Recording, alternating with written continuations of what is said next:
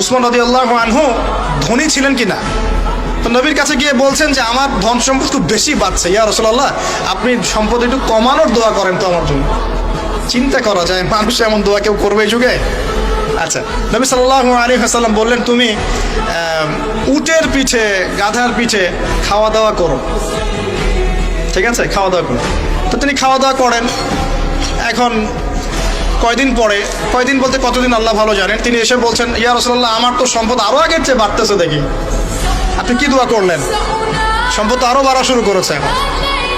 তখন তিনি বলছেন যে তুমি যখন খাও তখন তোমার হাত থেকে যদি খাবার পড়ে যায় তুমি কি করো? তিনি বলেছেন আমি আমার হাত থেকে খাবার যদি পড়ে যায়, একটা দানাও যদি পড়ে যায়, আমি উটের পিঠ থেকে নেমে সেই খাবারটাকে তুলে পরিষ্কার করে তারপর খাই। উসমান রাদিয়াল্লাহু আনহু এত ধনী মানুষ, তিনি প্রতিবেলায় 100 মানুষকে খাওয়াতে পারেন, কোনো সমস্যা নেই। তিনি একাই তাবুকের যুদ্ধে 30,000 সৈন্যের দায়িত্ব নিয়েছেন।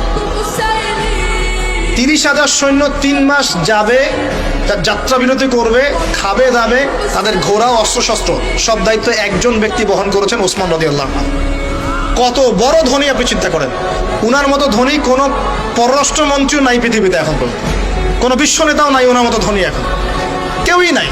আর উনি কিন্তু তার এই ধন সম্পদ সুদের মধ্য দিয়ে অর্জন করেন নাই, তার ধন সম্পদ দুর্নীতির মধ্য দিয়ে অর্জন করেন নাই। তার ধন সম্পদ তিনি কিন্তু এই যে অন্যের সম্পদ অন্যায়ভাবে দখল করে অর্জন করেন নাই।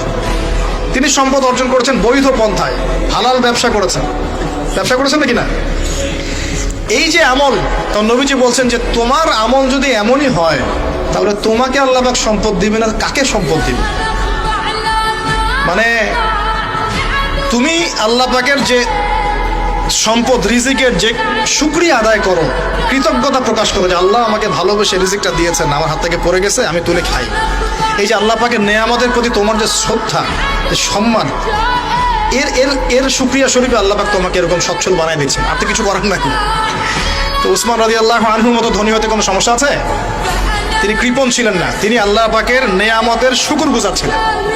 ভুল ব্যাখ্যা নিবেন না, তিনি আল্লাহ পাকের নেয়ামতের শুকরগুজার ছিলেন। আমরা আল্লাহ পাকের নেয়ামতের শুকরিয়া আদায় করবো ইনশাআল্লাহ, এবং যা রিজিক আল্লাহ আমাদেরকে দিয়েছেন এতে সন্তুষ্ট থাকবো ইনশাআল্লাহ, এবং হালালভাবে চলার চেষ্টা করব।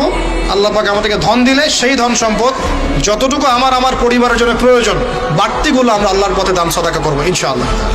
আল্লাহ পাক আমাদের সবাইকে আল্লাহর রাস্তায় দান করার তৌফিক এনায়েত করুন, আমিন।